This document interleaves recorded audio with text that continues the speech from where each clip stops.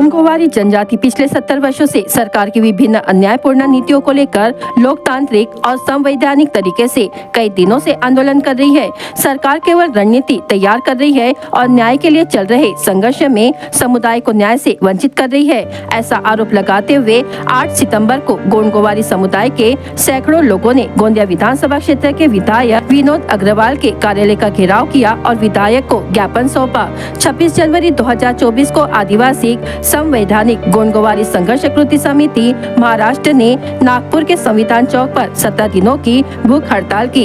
इसी beach 10 January 2024 को उप मुख्यमंत्री देवेंद्र फडणवीस की अध्यक्षता में मुंबई के सह्याद्री हाउस में एक बैठक हुई और गोंडगोवारी जनजाति के संवैधानिक अध्ययन करने के लिए सेवानिवृत्त न्यायाधीश KL वलने की अध्यक्षता में एक समिति नियुक्त कर 6 माह के अंदर सरकार को सकारात्मक रिपोर्ट सौंपने को कहा। लेकिन उक्त समिति ने 6 महीने के बाद भी रिपोर्ट प्रस्तुत नहीं की तो आदिवासी गोंडगोवारी जमात संवैधानिक अधिकार संघर्ष कृति समिति के माध्यम से 4 सितंबर 2024 को नागपुर के संवैधानिक चौक पर फिर से एक दिवसीय ठिया आंदोलन किया गया।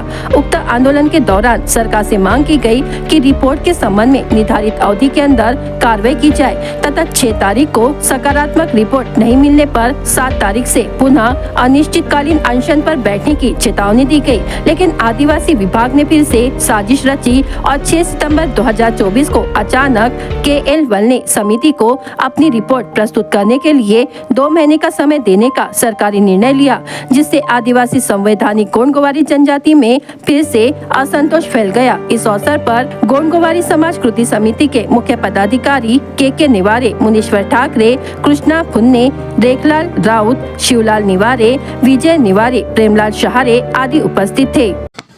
आज आमच्या जिल्ह्यातील आदिवासी गोंडगोवारी जमात संविधान संघर्ष हक्क समितीचे पदाधिकारी आमदार कार्यालयाला मला घेराव टाकण्याकरता या ठिकाणी आलेले आहेत।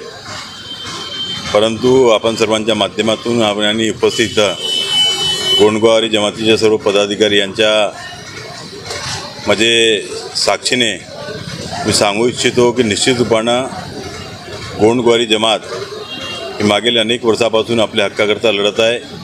त्यांचा जो लढा आहे तो संवैधानिक आहे आणि याकरता महाराष्ट्र विधानसभेमध्ये माझ्या माहितीप्रमाणे या 5 वर्षाच्या कार्यकाळामध्ये महाराष्ट्रातील फक्त मी एकमेव असा आमदार आहे की ज्याने हा मुद्दा निश्चितपणे सरकारसमोर विधानसभेच्या माध्यमातून मांडलेला आहे आणि या सर्व लोकांना न्याय मिळावा याकरता शासनाने वडणे समिती गठीत केलेली आहे। परंतु आज सर्वात महत्त्वाचा मुद्दा आहे, वडणे समितीला 2 महिन्याचं एक्सटेन्शन देण्यात आलेलं आहे। परंतु ज्याप्रमाणे या सर्व जमातातील लोकांची मागणी आहे, या सर्व लोकांची मागणी लक्षात बघता 7 दिवसाच्या आतमध्ये वडणे समितीचा अहवाल शासनाने जाहीर केला पाहिजे, ही यांची योग्य आणि रास्त मागणी आहे। या मागणीकरता जो हा आज घेराव घालण्यात आलेला आहे, याकरता आपण सर्वांच्या माध्यमातून यांना शब्द देऊ इच्छितो की तात्काळ उद्या किंवा परवा मी माननीय मुख्यमंत्री महोदयांना भेटणार आहे आणि यांचे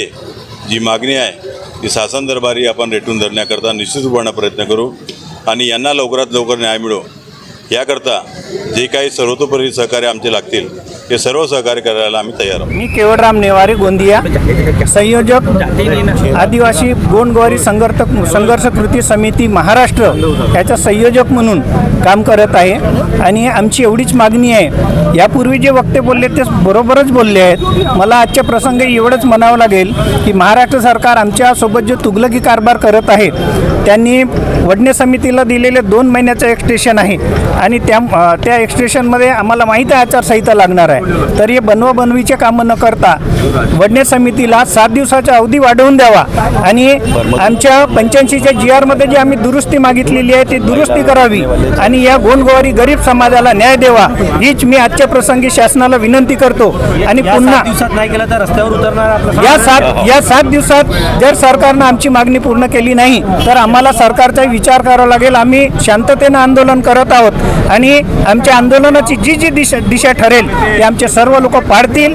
आज गोवारी समाज एकत्र आहे, गोंडगोवारी समाज एकत्र आहे आणि गोंडगोवारी समाजाच्या सर्व संघटना मिळून हे संघर्ष कृती तयार आहे आणि संघर्ष कृती या महाराष्ट्र सरकारचा निषेध करते आणि यांना पुन्हा आम्ही येणाऱ्या काळामध्ये काय करणार ते आम्ही समोर ठरवू. आजच्या प्रसंगी मी सरकारला एवढंच म्हणेन की सरकार जर आमच्या पाठीशी नसेल तर आम्हालाही आमचा विचार करावा लागेल. धन्यवाद. सरकाराने 1985ला एक काळा GR काढलेला आहे आणि त्यामध्ये त्या GRमध्ये गोंडगोवारी समाजाची संपूर्ण चुकीची माहिती काढलेली आहे आणि त्यामुळे 1985 पासून आमच्या समाजाला कोणत्याही प्रकाराचा आदिवासीचा लाभ भेटत नव्हता. याकरिता आम्ही सर्व शासन दरबारी आणि कोर्टातही दाद मागितला. कोर्टाने आम्हाला दाद दिला, पण तोही दाद सुप्रीम कोर्टामध्ये जाऊन त्या सुप्रीम कोर्टाचा निर्णयाच्या विरोधात जाऊन ही राज्य सरकार काम करत आहे. सुप्रीम कोर्टाने आपल्या निर्णयात हे सांगितलेलं आहे की खरं गोंडगोवारी कोण आहे. ज्या व्यक्तीच्या घरी ढाल, नागोबा, वाघोबा ह्या प्रकारच्या संस्कृती आहेत आणि त्यांची सरनेम नेवारे, राऊत, चचाने, ठाकरे ही सरनेम असून सुद्धा ही राज्य सरकार आम्हाला कोणत्याही प्रकाराचा STचा लाभ देत नाही आहे. आणि याकरिता आम्ही आमरण उपोषणावर आमचे 3 बंधू बसलेले होते. त्या आमरण उपोषणाच्या अंती या राज्य सरकारने एक वडणे समिती सेवानिवृत्त जजेची गठीत करली आणि त्या वडणे समितीला सांगितलं की तुम्ही 6 महिन्याच्या आत सत्य परिस्थिती या गोंडगोवारी समाजाची आमच्या राज्य सरकारला सादर करावे.